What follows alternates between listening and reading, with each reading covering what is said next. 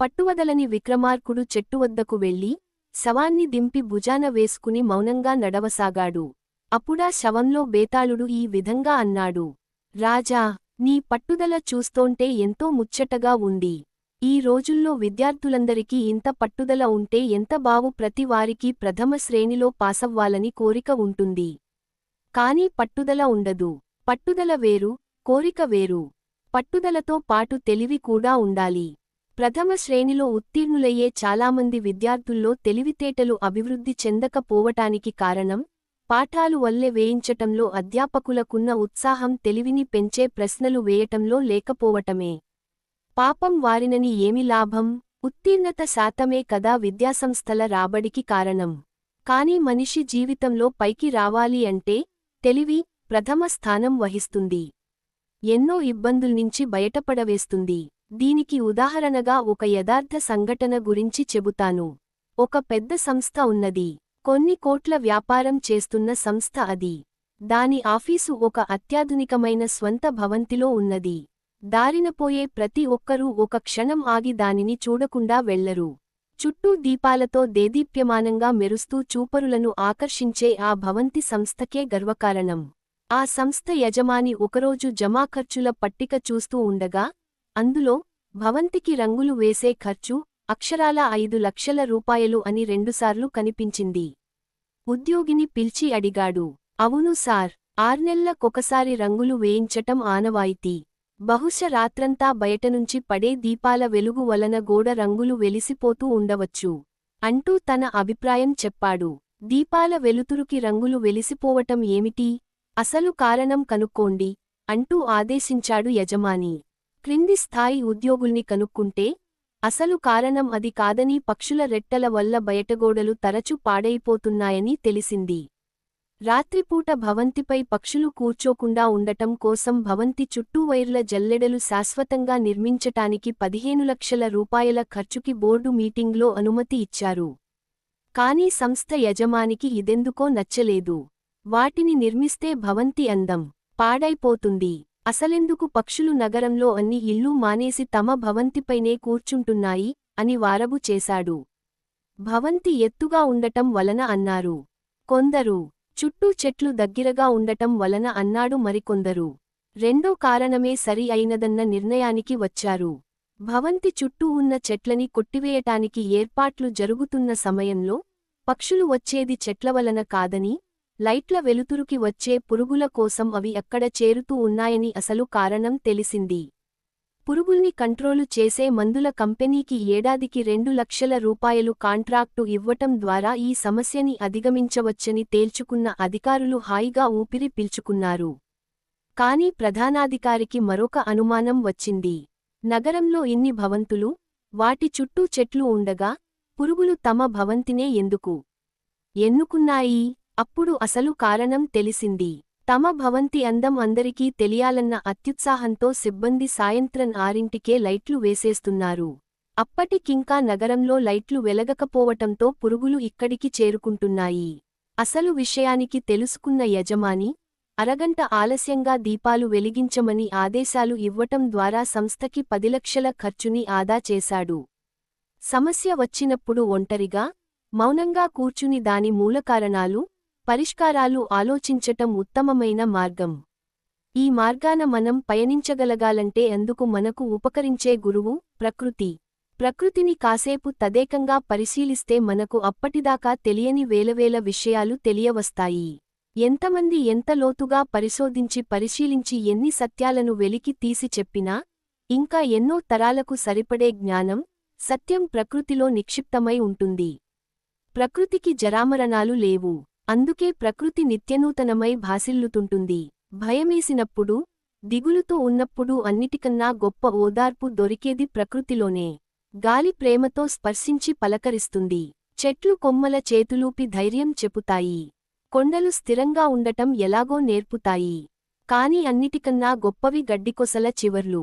అవి వంగి ఉంటాయి. సమస్యకి కారణమూ, దానికి పరిష్కారమూ నీలోనే ఉన్నది చూసుకో అని చెపుతున్నట్టు ఆ కొసలు చూపుడు వేళ్లలా తమవైపుకే తిరిగి ఉంటాయి. అందుకే తుఫాను వచ్చినప్పుడు చెట్లు కూలిపోతాయేమోగాని గడ్డి చెక్కు చెదరదు. అదే ప్రకృతి మనకి నేర్పే పాఠం. ఆ పాఠమే భావోద్వేగ నిబద్ధత. కష్టమొచ్చినప్పుడు కంగారు వడకుండా అటువం నిబద్ధతతో ఆలోచిస్తే సమస్యకి పరిష్కారం దొరుకుతుంది. ఒక పెద్ద సమస్య వచ్చినప్పుడు అలాంటి స్థిత ప్రజ్ఞతతో ఆలోచించి, తన రాజుని కష్టం నుంచి బయటపడేసిన మంత్రి కథ చెపుతాను, శ్రమ తెలియకుండా ఉండటం కోసం విను అంటూ చెప్పసాగాడు. కోసల దేశాన్ని ప్రదీపుడు అనే రాజు పరిపాలిస్తుండేవాడు.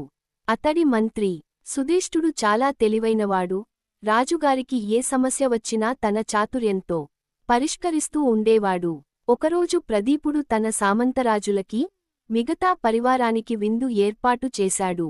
ఆ రోజుల్లో కూడా విందుతోపాటు సురాపానం ఉండేది. అందువల్ల చెయ్యి సీసాల అత్యద్భుతమైన ద్రాక్షాసాలాన్ని ప్రత్యేకంగా తెప్పించాడు.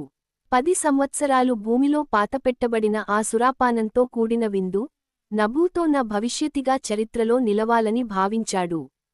అయితే అదే సమయానికి వేగులవారు ఒక దేశద్రోహిని పట్టుకున్నారు.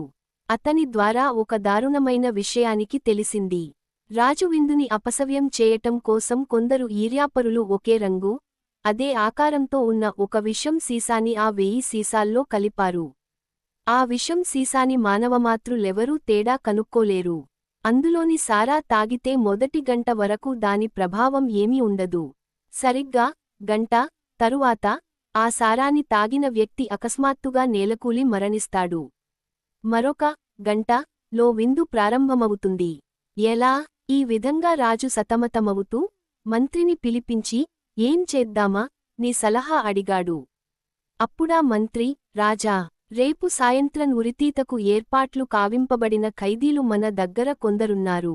వారిమీద ఈ ప్రయోగం చేసి కల్తీ సీసాని పట్టుకుందాం అన్నాడు.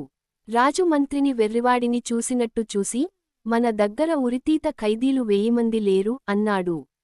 మంత్రి వినయంగా, 1000 మంది అవసరం లేదు మహారాజా, 10 మంది చాలు అన్నాడు.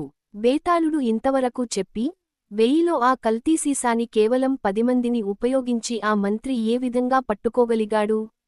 మరొక గంటలోనే విందు ప్రారంభమవుతుందాయే. మరోవైపు విష ఫలితం తేలటానికి కూడా గంటే పడుతుంది కదా. ఇది ఏ విధంగా సాధ్యమవుతుంది?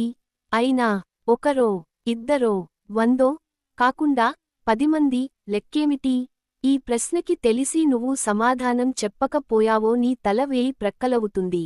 జాగ్రత్త అన్నాడు. విక్రమార్కుడు ఈ విధంగా సమాధానం ఇచ్చాడు.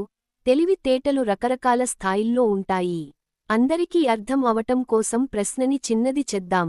1000కి బదులు 4 సీసాలే ఉన్నాయనుకుందాం. వాటిలో విషం ఉన్నదాన్ని కనుక్కోవటానికి ఎందరు కావాలి? 4 కావాలి అనేది మొదటి స్థాయి తెలివి. అవసరం లేదు. 3 చాలు అనేది రెండో స్థాయి తెలివి. అది కూడా అవసరం లేదు. 2 చాలు అనేది మూడో స్థాయి తెలివి. ఎలాగో చెప్పమంటావా?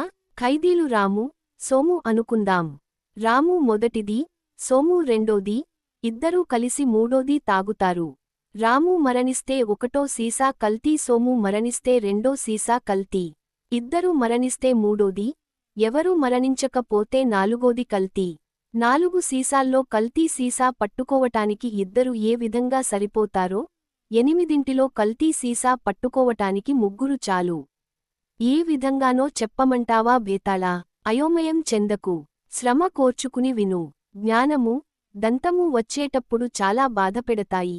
కాని వచ్చాక ఆ సౌఖ్యం తెలుస్తుంది. అందుకని అర్థం చేసుకో. ఖైదీల పేర్లు ఏ, బి, సి అనుకో. ఏ మొదటి సీసాని, బి రెండోదాన్ని, సి మూడోదాన్ని, ఎబి 4, బిసి 5, సి 6, ఎబిసి 7 తాగుతారు. ఎబి మరణిస్తే 4 సీసా కల్తీది.